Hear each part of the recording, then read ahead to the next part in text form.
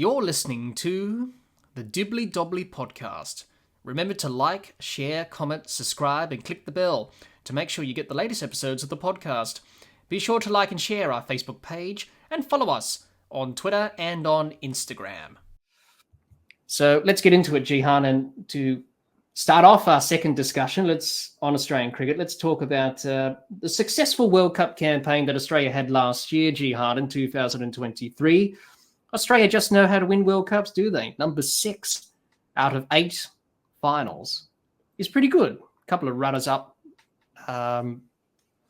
finals there that they had, Australia, over the years in World Cups, but they've won 6 out of the 8, which is pretty good.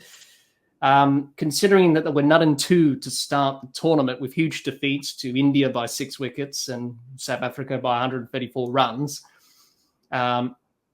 a lot of fans, including yourself, Jehan, thought that the campaign was over after the first 2 games. But they won 7 games on the trot to qualify. Then they won 9 to win the whole thing, which is pretty amazing when you look back on it. And, they saved their best 2 games for last, the semi-final against South Africa and the final against India. And the highlight in those 2 games were Australia's fielding. Outstanding, in those 2 games, their fielding was outstanding. A contrast to earlier in the tournament where they had a few problems, a few misfields and drop catches here and there. And there were many highlights as well, Jehan. Glenn Maxwell's 200 against Afghanistan, Travis Head's 100 in the final. The game against New Zealand went down to the wire that, when Australia won by 5 runs. And Australia's form was up and down throughout the whole entire tournament. They had problems with the batting and bowling. And also before the tournament too, they lost those ODI series to South Africa 3-2 in the best of 5 and 2-1 to India in the best of 3 in the lead up to the World Cup last year. But they managed to get the job done, and they always find a way. So, Jehan, how would you assess Australia's, Cricket World Cup 2023 performance and campaign? How would you rate it pretty much a year on since Australia won the tournament? Well, I think it was a fantastic win. When you look at Australia's one-day record, they've been, I would say, pretty dominant since the mid-90s, probably. A lot of the subcontinental teams are always up there as well in one-day cricket. But my impression was that I think they were the number 1 team in one-day cricket from when they won in 99 up until 2015. When they won the World Cup at home. And they didn't get past the quarterfinal in 2011, but that was in India in subcontinental conditions. The team probably wasn't as good as it has been in that period around that time. But by 2015, they pretty much gone back to being their dominant best. But I think what happened is after 2015, I think they sort of took their foot off the pedal when it came to one-day cricket. There were a number of tours after that. I think I remember after they won that World Cup, they had a tour of England where they won, similar to the recent series, actually. They won that series 3-2 in a pretty good away win. And then after that, I think they had a number of tours there was a whitewash in South Africa, whitewash in India, I think. I think they lost to India at home. And they just weren't as dominant as they were, as they had been for so long in one-day cricket. And then there was a horrendous tour, I don't know if you can remember, of England in 2018, where they lost 5-0. All too well, yes. I think very disastrous. Yeah. Yes. I think Tim Payne was captain. They conceded 485 or something like that. At Trent Bridge, yes. Yeah, they did. And I don't know if you can remember, but the team that was humiliated at the 2015 World Cup was England. They got hammered by Australia in the opening game. They got hammered by Sri Lanka. They lost to Bangladesh, which knocked them out of the World Cup. And then they decided that they had to do something about it. And it was a bit frustrating for me because I felt like England, after 2015, England were on their way up and Australia were kind of on their way down, and somewhat unexpectedly. And then they had that, I think coming up to the 2019 World Cup, I think they thought they need to turn their fortunes around. And I don't know if you remember that great series win in India, from being 2-0 down to win that series 3-2 just before the 2019 World Cup. And then they came into the World Cup and played reasonably well, but unfortunately came unstuck in the semi-final. But I think since then, especially in the last 2 years, probably from about 2022 onwards, I think they really have focused well on their one-day squad. And there has been a focus on one-day cricket. They've been consistent with their selections. They've had a certain game plan or formula. Part of that has been, I guess, for that top 4 or 5 to really go hard in the power play, which is something that they had done really well. So actually coming into the World Cup, I felt that they were the best team, and I thought that they had a very good chance of winning it. They were ranked number 1.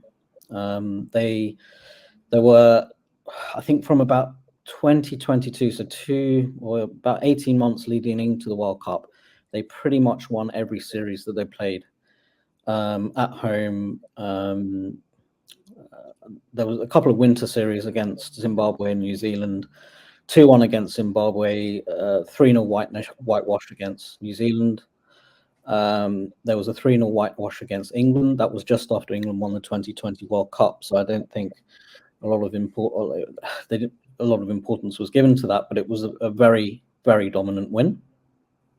There was 278 or something like that partnership between Travis Head and David Warner at the MCG during that series. And that's when I thought, these guys have got a real chance here because they're really building a good team here. Then they went to India, and after they lost the Test series, they won the one-day series after being 1-0 down. And yeah, at that point, I thought, yeah, they've got a really good chance of doing well in the tournament. I thought that they played way too many warm-up games leading into the series. So in September, they went to South Africa. They played some T20s and then 5-match one-day series. Then they went, just before the World Cup, they went back to India and played another 3 against India, which I don't really understand why they did that. They only played them 6 months previously and won that series. Yeah. And then after that, they had practice games as well. So it all seemed a little bit, I don't know, to me, it seemed a little bit unnecessary. And I think, especially during that South African series, they dominated the T20s. I think the first game was a low-scoring game. They looked in the... Yeah, they only won by 3 wickets in the first game. Yeah, they were in a little bit of trouble, but then there was a big partnership between Marnus and Ashton Agar to get them over the line. The second game was dominating win. And then it was all going well until the third game. And South Africa batted quite well. They got over 300. Australia leaked a lot of runs at the death. But even so, they only just got over 300. Australia looked like they were going to chase it down. And David Warner was batting really well. He was on I think he got to 75 or something.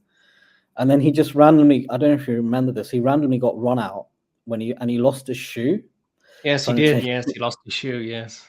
And then ever since that moment, they just completely collapsed. They lost that game. The fourth game was one of the most horrendous bowling displays I've ever seen. I think they conceded something like 200 runs in the last 15 overs, something ridiculous like that, with Heinrich Carson completely going off. And to be fair, they weren't exactly at full strength in that series, but yeah, from dominating South Africa, they ended up losing that series. Then they go to India, lose that the series before the World Cup. But then you sort of think to yourself, well, okay, it's not going too well, but it's a World Cup. Once they get started in the World Cup, they'll get back to their best. And that first game against India, on a typical slow, low, bit of a dust bowl in Chennai, balls gripping and turning during the heat of the day, and they sort of struggled against the spinners, got a middling score. and then under the lights, I think the ball just came on, and it was a lot easier for India the ball was just coming onto the bat. But even then, they had them 3 down. I don't know if you can remember, and Kohli went for a hook shot, and Mitchell Marsh dropped the catch. They would have been 20 for 4. Not to say that they definitely would have won that game, but it would have been a lot closer. It ended up being a comfortable win for India, and then they go on to play South Africa again. Not a great bowling display, and they fielded terribly as well in that game. They dropped a lot of catches. I remember Stoinis dropping an absolute sitter towards the end of that game, and I've kind of also felt that the fielding in recent times has been a real barometer of how well Australia are playing as a team. Yeah, and then there's trying to chase down over 300, and I felt that Steve Smith got a bit of a dodgy decision. I'm not sure if I agree with the Hawkeye from memory. And yeah, and then they end up losing that quite comfortably. And then at that point, I was thinking, okay, this is not going well. This is not going well. And I think they had a key game against Sri Lanka that they had to win, and again, they didn't get off to a great start. Bowlers were leaking runs. I think they were 125 off the first 20 overs, not getting any wickets. And then Pat Cummins came in and bowled an incisive spell. David Warner took a great catch on the boundary. I think running would have been from square leg to mid wicket. I think diving catch to get one of the Sri Lankan openers out. And then it was an outstanding catch from memory as well. And that was the turning point in that game. Yeah. That was the turning point. Yeah. I think that was the turning point because they collapsed after that. They won that game. Then they batted really well against Pakistan. I think Warner got 160. David Warner scored 100 and 160 did what he did there. Yeah. That was a match-winning innings. I think Marsh got 100 as well. And then they had that really close game against New Zealand, which I felt that was a game that they should have dominated. And they had this tendency to sort of score at 10 runs and over for the first 25 and then 6 runs and over for the next 25. The batting performances were really becoming kind of top heavy.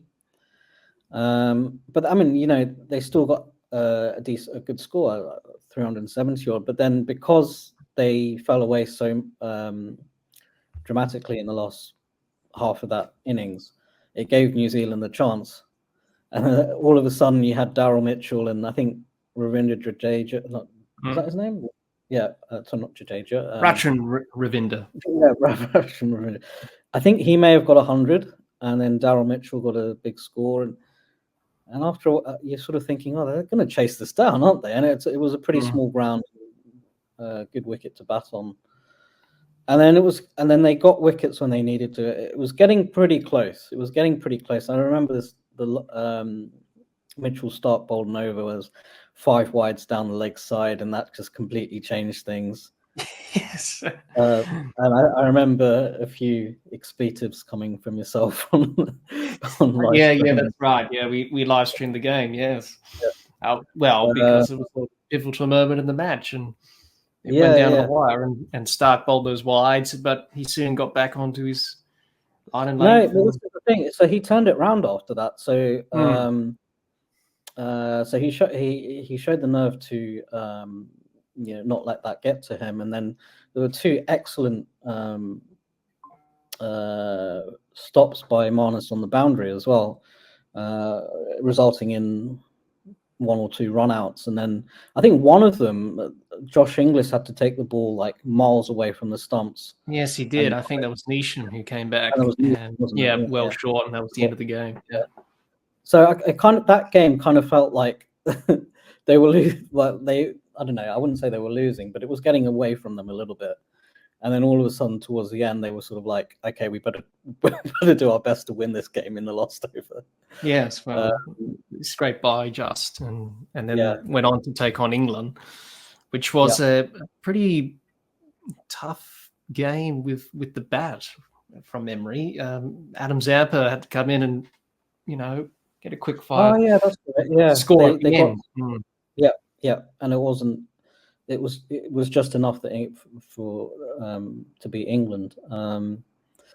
I think the other thing I would say is I felt that they, as I said, that they played so many games before the World Cup actually started, and I don't think that really helped them, to be honest. And started the tournament with 2 losses, and it wasn't looking very good. They didn't bowl particularly well in that first 20 overs against Sri Lanka, and it was that David Warner catch that sort of turned things around. But I think there were a few things that, as luck would have it, sort of went Australia's way.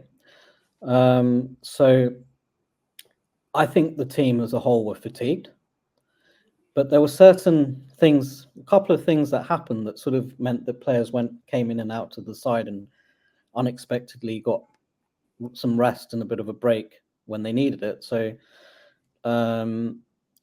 I think it was the 4th game in South Africa when Travis Head broke his wrist or his hand. And I kind of thought, oh no, that's really not good. I mean, that's going to really reduce their chances quite a lot here, because that opening partnership was doing so well between Head and Warner. I thought that's gonna be a huge issue for them. And I didn't think he'd make the World Cup. I thought broken wrist, broken hand, out for 6 weeks. He's not going to come back to play in the World Cup. But as it happened, the selectors made the right call to keep him in the squad. And he managed to come back and he scored 100 straight away again, I think against New Zealand, which again another match-winning innings. So there was that. I mean, he had that unexpected rest because he broke his hand. Then there was Mitchell Marsh, went back home because his grandfather died. So he had a bit of a rest as well, a few games off. And then Glenn Maxwell fell out of a golf cart. Oh yes, he did. Yeah. So they all sort of got a little bit of a break and a little bit of rest at various times, which they did. Yeah, which wasn't exactly. Yes, no, it wasn't. No, I suppose there's always a silver lining, and those were, key moments for them to recharge and go again and make the run towards the final, which they did. Glenn Maxwell, in particular, he played 2 outstanding innings. The one against the Netherlands, but it was still pretty good. Still quick fire century from him, and Australia got over 400. But the game against Afghanistan, was the real turning point. If Australia lost that, they were out, and that was, one of the best innings we've ever seen in recent memory in one-day cricket for Australia. It was so unbelievable to do that under that sort of pressure. And then you had Pat Cummins at the other end doing what he was doing. Only added 12 in the partnership, which was 200 plus. They came in at 7 for 40 odd. And Glenn Maxwell doing the full salmon and cramping up, and having a bit of a joke and laugh about it. But, and just even watching it and live streaming it at the time, which we did on the podcast, my voice was gone. I couldn't believe what he was doing. And I didn't even know he made 200. As soon as he hit that 6 to finish the game off Mujeeb, I was like, has he made 200? And then I think it was you in the chat, Jehan, that said, didn't you realize he made 200? And I was like, no, I thought he made like 190 odd or something. Because he was so engrossed in what he was doing. You just couldn't believe what you were seeing. Well, when they were 90 or 7, was it 7 for 90 or whatever it was, I thought to myself, why am I even watching this? This is just almost humiliating to watch. But that was an amazing innings. And I think those sort of breaks in luck with Maxwell taking a break for a few games, Marsh, Head having that long break before coming into the middle of the World Cup, I think that completely worked out really well for Australia, because I think it just meant that towards the end of the tournament, they all came in quite fresh and started to gel as a team. And then that semi-final against South Africa, they're bowling first in these overcast, cloudy, English-type conditions, which never happens in India, really, does it? I mean, no. It was just one of those things, and they just bowled so well and so accurately and so tightly. And I think the fielding really stepped up in that game as well. They took their Just catches. I think South Africa, really. They couldn't hit they suffocated South Africa. And, with South Africa, it only takes a little bit of pressure. And it's especially in semi-finals. What's new? Yeah. South Africa always in semi-finals and World Cups. And I just remember Pat Cummins taking the catch off Quinton de Kock when he skied one. He was trying to break the shackles because they just had a complete hold over them, and he went for a bit of a lofted hit / slog, I guess, and the ball went miles in the air. It was going to be a very difficult catch. I wasn't sure if he'd take it, but no, he got under it and he took it well, and I think they were 4 down by that point. So I think come that semi-final, they were just on top of their game, and then come the final, I mean, that was a dramatic game as well. I thought even more dramatic than the semi-final. Pat Cummins winning the toss and bowling first. Yes, I thought that was a gutsy move, but gutsy decision. Yeah. Really kind of vital call from him, because when you think about when you play on these slow, low, dusty wickets, you're always wanting to get runs on the board because you're thinking the wicket's going to slow up and start gripping and turning as the game goes on, as you're getting towards the 100th over. But I think they'd looked at the stats and that sort of thing, and they probably worked out that actually it actually does get better to bat on come the second innings when there's a bit of dew and the ball actually comes on a bit better and the ball stops gripping and turning as much as it would do during the day. So yeah, I think they worked that out. And they bowled fantastically as well. I think they worked out from the start this is a slow, low gripping pitch. So there was a lot of spin, a lot of slower balls, cutters. I thought Pat Cummins bowled really well. Even Zampa bowled pretty well. I mean, towards the end of that 50 overs, the ball was really gripping and turning a lot. And I think with India, they just didn't want to play a shot in anger. They'd lost 3 early wickets after an explosive start from Rohit Sharma, and what a key catch that was that Travis Head. Yes, I was just going to say Travis Head running back and taking that catch. That was the key moment in that in that final. Yeah, because I guess he was threatening to take the game away from them at that stage. But then KL Rahul and Virat Kohli just settled in, and it was almost as if they said, "Yeah, we're not going to lose a wicket for 40 overs now. We're going to play a bit of Test cricket." Which I don't think that sort of cricket in a final doesn't win you the game. Like you have to have a. Oh, that's right. Impetus, I guess. So yeah, I mean they really strangled them with the ball, and I mean the good thing is they still managed to keep taking wickets towards the end and ensure that there wasn't a massive flourish at the end. I think there was a few boundaries from Siraj and Shami or a couple of the tail enders towards the end, but chasing 240, I don't think that was enough. I don't think that was a total that India were going to be able to defend, but then Australia had a mini collapse at the beginning of that innings as well. So at that point, I was also a little bit unsure as well. Like, is this going to be close? Are they going to mess this up? Yes, that's right. Opportunity to chase 240, and David Warner got off to a good start, and then he just went after a ball that almost missed the pitch. That was so wide. Mitchell Marsh got out in a similar fashion, actually. Another just completely wide ball that he chased and edged behind. And then Steve Smith, LBW. Yes. In the stumps, doesn't review for someone who generally reviews most of the time. Oh, that's right. Yes, he didn't review, didn't he? And it was missing, wasn't it? Yes, I remember Yeah, that. yeah. Uh, So at that stage, it seemed to be going against Australia. I think what Travis Head did well in that innings was he got them off to a flyer. Warner in the first, him and Warner in the first over, and then he kept that going. But once they lost those early wickets, he sort of, I think he decided to soak up the pressure a little bit. So he stopped playing expansive shots just for a period, as him and Marnus were getting a partnership together.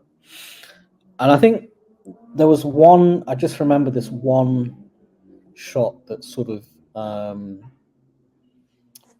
wouldn't say broke the shackles a bit, but kind of said to India that no, it's still on. We're gonna push you for these 240 runs. It was that slog sweep off Kuldeep Yadav, I think in like the 12th or 13th over. They hadn't scored a boundary in a few overs by that point. I think that shot completely released the pressure. And yeah, they just managed to go on from there. And yeah, it was a fantastic win, I thought. it certainly was, and Marnus played his role too in that partnership. He got, what did he get, 70 odd in the end? Travis Head got out towards the end, and then Glenn Maxwell finished it off with the winning runs, and Australia winning the World Cup was outstanding. But yeah, the reaction from the crowd as well really stuck out for me. In all my time of watching cricket, I've been to an ODI in Adelaide with India and Australia playing, in the crowd of Indian supporters, making large noise and cheering and all that. But, to hear them, about 100,000 or so at the stadium in Ahmedabad, biggest stadium in the world in world cricket, fall silent when Travis Head was doing what he was doing and Australia winning the World Cup, was an eerie sort of feeling. You just never really associate that with India, but I suppose that's how cricket is in India and how passionate they are. And Pat Cummins and Australia said we wanted to silence the crowd, and they certainly did that with their performance. And just unbelievable to do that, and for them to win a World Cup in India, which is very tough to do. Obviously, they didn't quite do that in 2011 for different reasons. It was a different team, different squad. But to win their second World Cup on the subcontinent, obviously they won in 1987 in that edition of the tournament. But to do it with this group of players this time around, the adversity that they had, 9-2, sort of, had to win every game, and to come up against India, the best side in the tournament up until that point, is that, Australia wanted it more. I think the problem with India, as you mentioned, Jehan, is that they were a bit, timid, and they didn't want to quite, be expressive as they've shown throughout the whole tournament. Let's be honest, they weren't really challenged throughout the whole tournament, really. They were at times, but they were the best side going around. But I suppose whenever you encounter adversity or you lose a couple of games and you need a win badly, that gives you that bit of extra strength that you need to achieve something. And that's what Australia had. India didn't have that. They weren't really tested. They didn't really have adversity. They didn't really need to scrap to win games because they qualified so easily. But I think the other thing is, I think the other thing is that when you're losing, but you're nowhere near your best, that's a little bit of a motivator as well. Whereas if you feel you're playing as well as you can, but you still keep losing, then you know that it's going to remain difficult. So I think Australia probably knew that they could improve their fielding a lot in particular, and if a few more things went their way, they could definitely be one of the challengers to win. I felt that for India, I think everything just went their way in the first part of the tournament. in terms of conditions, where they played, certain umpiring decisions.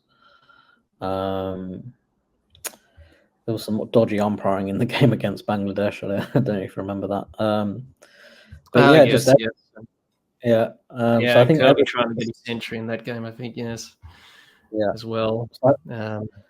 So that's the problem when everything goes your way in terms of conditions, and you're not maybe having to play at your absolute best, or if you're not, I suppose if you're not having to play your best under pressure, and then you suddenly have to do that in a final against a team that's all of a sudden playing their best cricket, who is also one of the best, or probably the best team in that tournament, then it's going to be difficult. I think that's what happened with India. I think this win in some ways was similar for Australia. It was similar to the 99 win. I don't think they were as up against it as they were in 99. I think in 99 there was a few more teams that had the potential to win that World Cup.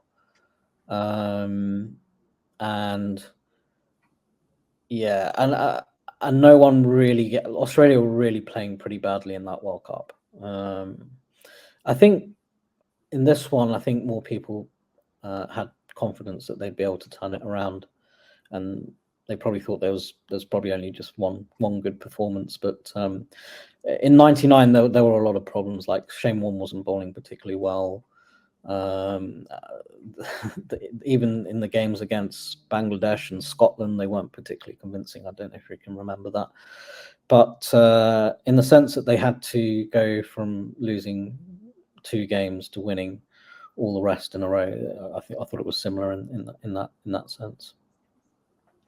Yeah, definitely. No, it was. And that's why Australia know how to win World Cups. And probably this one out of the lot, probably out of the 6 World Cups that they've won, probably have to say this one's the biggest one because of the challenge that was ahead of them in the final against India.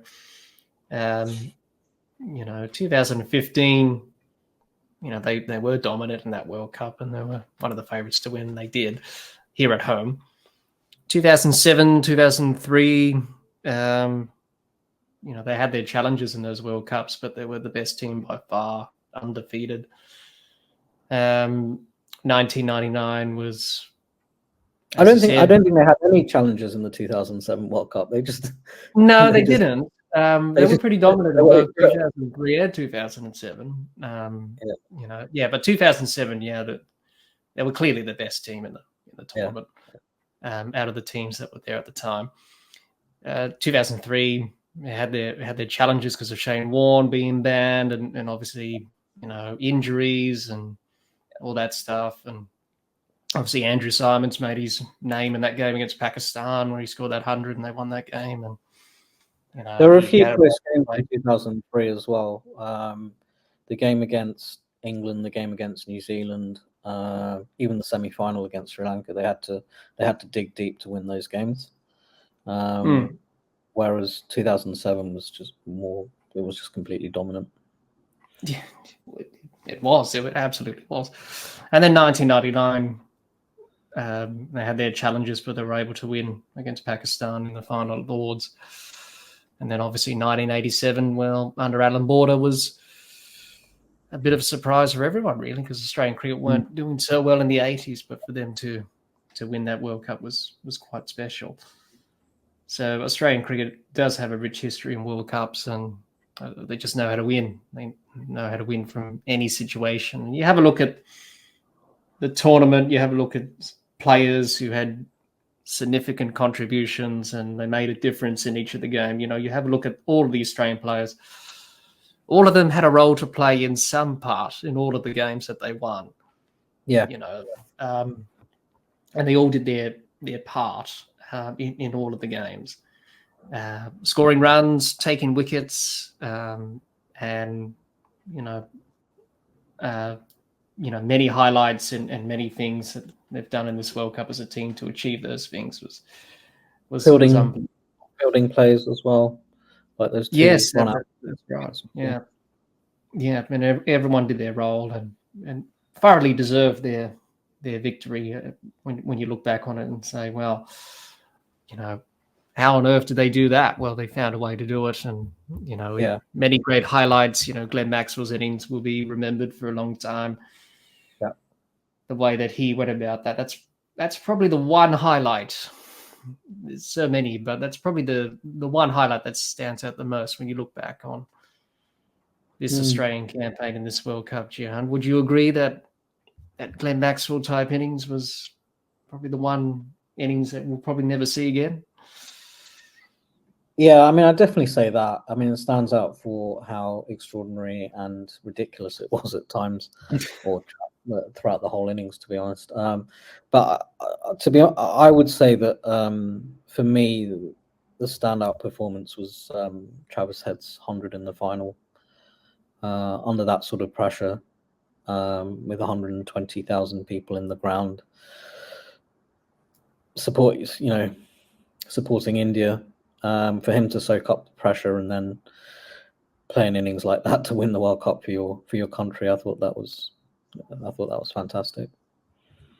Absolutely, it was. So many highlights, as I said. So many that you can choose from. And I think I heard Brad Hodge. He was on the Howie games. I heard this. I listened to this interview the other day because he was the coach of the part of the coaching setup in the South African series over there, when they were there for the ODIs and T20s, and when Travis Head broke his hand, he recounted the conversation that Andrew McDonald and all the other coaches had and said, well, do we, take him out or do we replace him? And Andrew McDonald said, no, you can't replace Travis Head. He's a match winner. It was a bit of a risk at the time when they said, we're going to take someone who's broken their hand and only play them for the last few games of the World Cup. It's a bit of a risk, but it paid off. And he was right to keep him in and say, no, we want him in the side because sure, there's other people who can win, do the role and do the job, but there's only one Travis Head and he's a game changer. We've seen that over the last few years from him. So it turned out to be the absolute correct call, didn't it? And at the time I was sort of thinking, well, how's he going to play with a broken hand within a few weeks? I didn't think it was going to be possible, if I'm honest. No, they're often difficult broken hands, especially if you're a batter. You need to have your hands to grip the bat. But he went through that sort of pain because he was in pain a little bit as well, you could see, when he was managing it. I don't think it was fully healed. It was healed to a good enough, reasonable state where he could bat and operate. But it was a great campaign that provided many highlights. Certainly Australia's best World Cup win that they've had for a long time. Just the challenges that they had in terms of overcoming adversity and challenges and losing the first two games and doing that, and everyone did their role, and a perfect way to send off a few players as well, probably their last World Cup potentially, the likes of Warner, obviously, because he's retired now, probably Smith and Stark as well, and those guys, for them to have another World Cup win under their belt before they retire in the next few years is certainly a great way to celebrate their ODI careers. But definitely a good campaign nonetheless, and one that they should be proud of as well. Certainly, I think everyone was happy, certainly on the live stream when we, just talking about this, it brings back memories on when we did the live stream at the time on the podcast and all that stuff, the celebrations, and everyone couldn't believe what just happened. It's and obviously Mitchell Marsh had a bit of criticism for putting his feet up on the World Cup after the win, celebrating, which wasn't frowned upon. But anyway, that's just what you do when you celebrate. And so Travis Head having a few drinks afterwards to celebrate. Let's just say it wasn't functional when Australia had to play that T20 series just Yeah. after the World Cup I final. think he missed a few wasn't- games. Yes, he wasn't looking too flash there, Trav, but he scored some runs in that T20 series too. So maybe it does work for Travis Head. If he has a few, then it gets him in the right mindset to go out there and do the job. But very interested to hear your thoughts on that, Jehan, and I think everyone would agree that it was a superb campaign for Australia in that World Cup last year in India. Certainly a massive achievement, as we've already talked about. Well, I think it was just a great reward for all the planning and preparation that they put into it in the last the 2.5 years leading up to the World Cup. So I think they definitely the management saw that as a goal from the outset, which I think was a failure leading into the 2019 World Cup, if I'm honest. But this time they were ranked number one leading into the when they lost to South Africa in the warm-up series. But they were ranked number one for the couple of years leading into the World Cup. I think it was a good reward for all of that.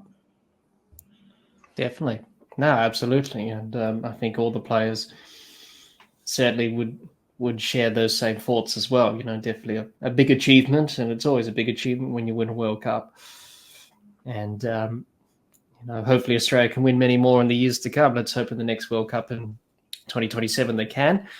Maybe with a different look team, but, you can't discount Australia from winning World Cups. They just know how to win, as we've already discussed. Hi everyone, hope you enjoyed hearing Jehan and I discuss Australia's ICC Cricket World Cup 2023 campaign.